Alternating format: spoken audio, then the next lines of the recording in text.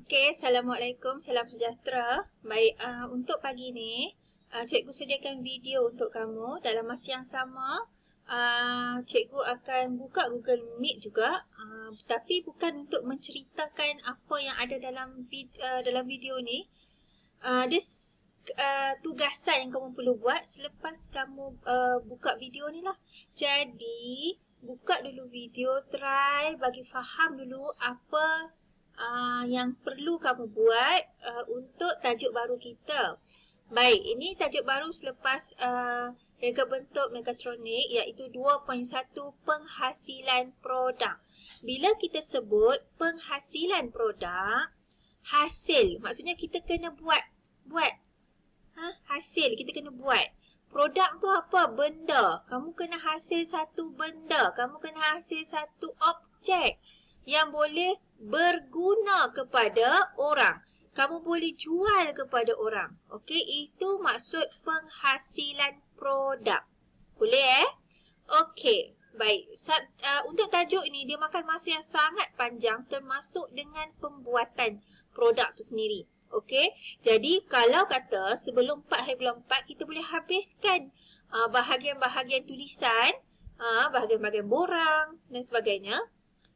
Jadi kita datang 4/4, kita boleh mulakan projek kita. Okey, kita boleh terus buat projek penghasilan produk. Okey, baik. Cikgu minta kerjasama semua bagi faham. Okey, next. Okey, apa itu penghasilan produk? Penghasilan produk adalah aktiviti menghasilkan produk baru. Produk baru ni produk yang tak ada lagi jual kat mana-mana, tak ada orang cipta, kamu lah yang menciptakannya. Atau mengubah suai produk sedia ada, produk tu dah ada. Kamu ubah suai, tambah benda yang bagus bagi memenuhi keperluan dan kehendak pelanggan masa kini dengan aplikasi teknologi terkini. Produk yang kamu ubah suai atau yang kamu buat itu mesti memenuhi keperluan dan kehendak pelanggan. Kalau dia tak memenuhi kehendak dan keperluan pelanggan, kamu je yang nak benda tu, itu bukan maksud penghasilan produk. Okey, itu bukan maksud penghasilan produk. Dan dia juga mesti menggunakan teknologi terkini. Teknologi. Kamu kena ingat tu. Cikgu tak mau yang produk cincai-cincai tu, cikgu tak mau. Cikgu nak yang advance sikit daripada kamu. Cikgu harap kamu boleh beri kerjasama.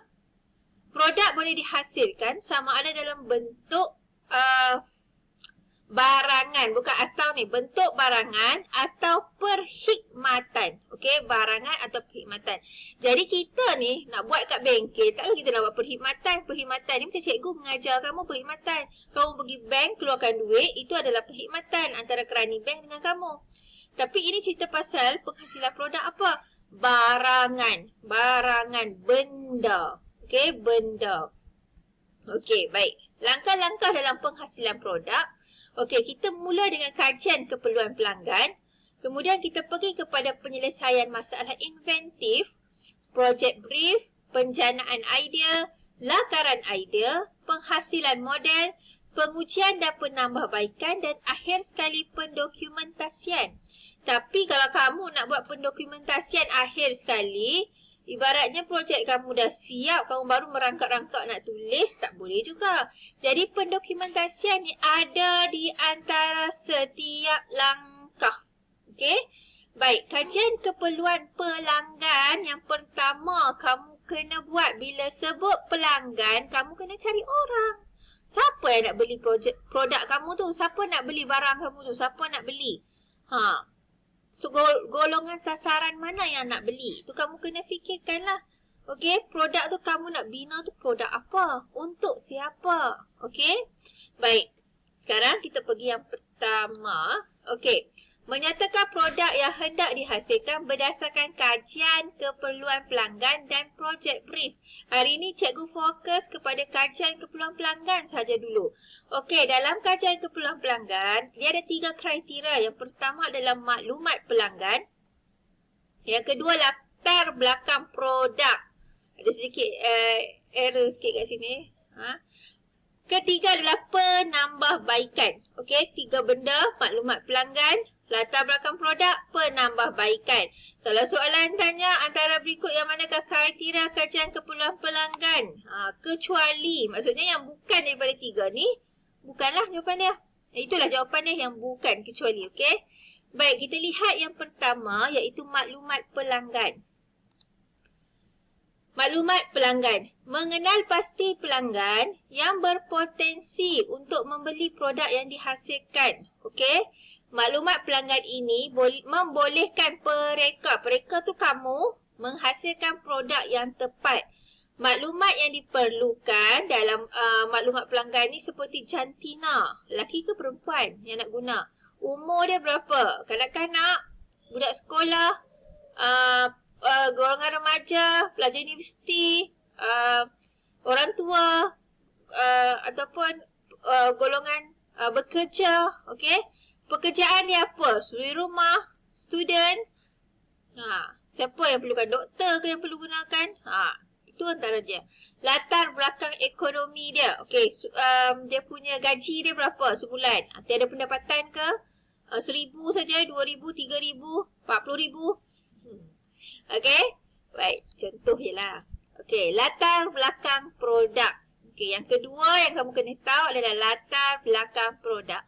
Faktor apa yang mempengaruhi keputusan pelanggan untuk membeli sesuatu produk? Kalau kita tengok benda, okey, ni, apa ni? Correction tape. Okey, bila tengok satu correction tape ni, akan ada orang akan fikir, saya takkan beli ni. Besar. Tak muat kotak pensil saya. Betul tak? Okey, akan ada. Macam cikgu suka. Senang nak pegang. Besar. Sebab tangan cikgu pun besar. Okey? Dia macam tu lah. Pemikiran pelanggan ni tak sama. Jadi, ataupun setengah orang dia akan tengok, ni jenama apa, tak boleh tengok pun. Jenama Stabilo tahulah. Jenama apa ni? Cuba tak tahu. Tak naklah beli ni, mesti pakai sehari 2 rosak. Pemikiran dia. Okey, dari segi jenama tadi. Kegunaan dia. Kita nak tengok kalau orang banyak review. Hai, hari ni kan banyak sekarang ni YouTuber. Hai, hari ni saya pakai ni dah sebulan tahan. Tak tukar-tukar lagi. Itu kegunaan dia. Orang bagi tahu. Okey, kebaikan pun samalah. Okey. Kelemahan dia apa? Kalau orang kata, saya takkan beli dah jenama ni. Ni tak mau dah ni. Pakai baru sehari, rosak. Saya paksa beli lain. Macam tu kelemahan dia. Ataupun cepat patah. Ataupun dia punya garisan dia bila tarik putus-putus saja. Okey. Dan pengeluar produk dia dari mana? Ataupun siapa yang buat. Okey. Benda ni memang orang akan tahu. Tambah-tambah kalau perempuan lah. Dia kalau tengok handbag, dia nak ada jenama. Okey. Kalau dia nak beli baju, dia nak ada jenama. Lelaki pun sama. Nak beli jeans, nak beli Levi's. Jeans yang lain-lain jenama yang tak kenal, tak mau beli. Kan? Itu antara yang mempengaruhi pelanggan. Pelanggan tu orang yang nak beli barang tu. Okey. Baik, kemudian kita pergi kepada penambahbaikan. Ada 3 kriteria kan tadi? Okey.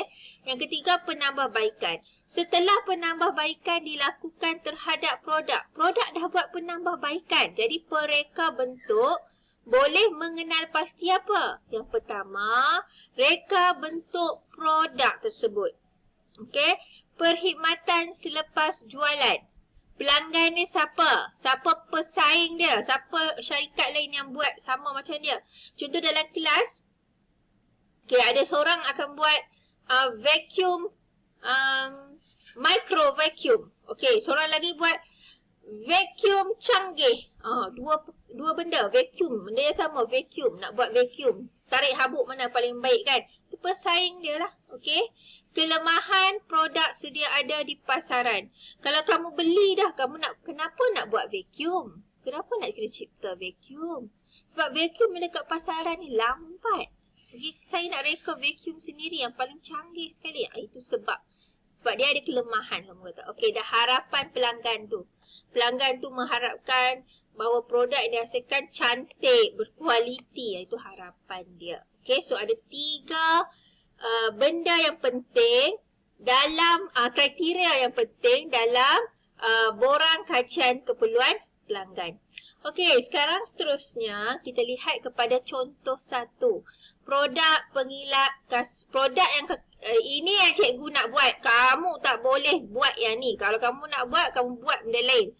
Tak boleh tiru pengilap kasut magic sebab pengilap kasut ada dalam buku teks. Bila ada dalam buku teks, syarat tak diterima. Kamu boleh tiru benda lain selain daripada pengilap kasut magic. Boleh Okey, cikgu punya produk lah ikut buku teks. Pengilap kasut magic. Apa nama produk yang kamu hendak hasilkan? Okey, dia tanya. Cikgu tanya kamu lah sebenarnya. Apa nama produk kamu nak hasil? Kamu nak hasilkan apa? Kamu kena fikir dulu kamu nak buat apa. Kalau kamu tak tahu kamu nak buat apa, sampai habis sekolah pun tak jadi kamu punya projek. Kamu kena fikir dulu apa masalah yang kamu nak hasil. Produk yang kamu nak hasilkan berdasarkan masalah pelanggan-pelanggan kamu. Okey. Baik. Ini adalah contoh borang kajian keperluan pelanggan. Sila rujuk buku teks muka surat 40. Mai kita buka sama-sama buku teks. Semua orang buka buku teks muka surat 40. Baca dengan cikgu. Okey. Dalam cikgu cakap tadi, dalam borang kajian keperluan ada 3 kriteria. Maklumat pelanggan, latar belakang dan penambahbaikan. Maklumat pelanggan ada nama, jantina, nombor telefon, pekerjaan, alamat, tempat membeli belah, selalu beli kat mana, jumlah pendapatan bulanan, okey, kekerapan beli sebulan, pendapatan, latar belakang produk yang hendak digunakan sekarang, nama dia berus kasut. Kan cikgu tadi nak buat pengilap kasut, selama ni cikgu guna berus kasut.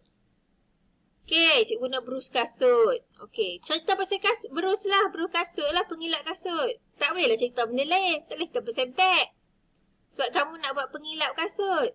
Okey, apa ada ciri, mengapa produk digunakan, apa kebaikan, apa kelemahan. C adalah penambahbaikan. Okey, D bilangan kasut yang dimiliki. Bahan. Yang beli bahan kasut tu bahan apa? Kekerapan mengilap kasut mingguan dia kata. Okey, ni contoh. Okey, sekarang kita pergi pada tugasan. Tugasan 1, cikgu akan share kat kamu satu nota. Okey, rujuk nota tu dengan video cikgu atau boleh juga tengok buku teks untuk jawapan dia. Okey, salin nota tersebut dalam buku nota latihan. Kalau boleh print nota tersebut, print kemudian just salin jawapan dia. Cari jawapan dia dan lekat dalam buku nota latihan. Boleh faham Okey, tugasan kedua kamu kena buat 3 helai borang kajian keperluan pelanggan yang kosong. Cikgu akan share dalam bentuk PDF nanti borang tersebut. Dia sebenarnya boleh print. Tapi bila orang kata dia hasil kerja pelajar. Bila pelajar buat, benda tu lagi dihargai, lebih baik. Okey, jom kamu buat borang elok-elok, cantik-cantik kalau boleh. Kalau tak boleh, kamu print lah 3 helai. Kena ada 3. Kalau buat pun 3, print pun kena 3. Sebab kita nak cari 3 pelanggan. Nombor 3, fikirkan satu produk untuk dihasilkan. Okey, yang nombor 3 ni cikgu nak terang sekarang. Okey, syarat penghasilan produk. Fikirkan produk yang boleh dihasilkan menggunakan reka bentuk teknologi yang anda pelajari dari tingkatan 1 hingga 3. Okey, reka bentuk teknologi. Pada tingkatan 1 kita dah belajar reka bentuk vertigasi. Kita belajar reka bentuk jahitan. Masuk tingkatan 2, kita belajar reka bentuk pembuatan, reka bentuk mekanikal, elektrik, elektronik, reka bentuk aquaponik dan reka bentuk makanan. Tingkatan 3, kita belajar reka bentuk mekatronik. Okey, kita sambung video seterusnya untuk syarat penghasilan produk. Okey, baik, terima kasih.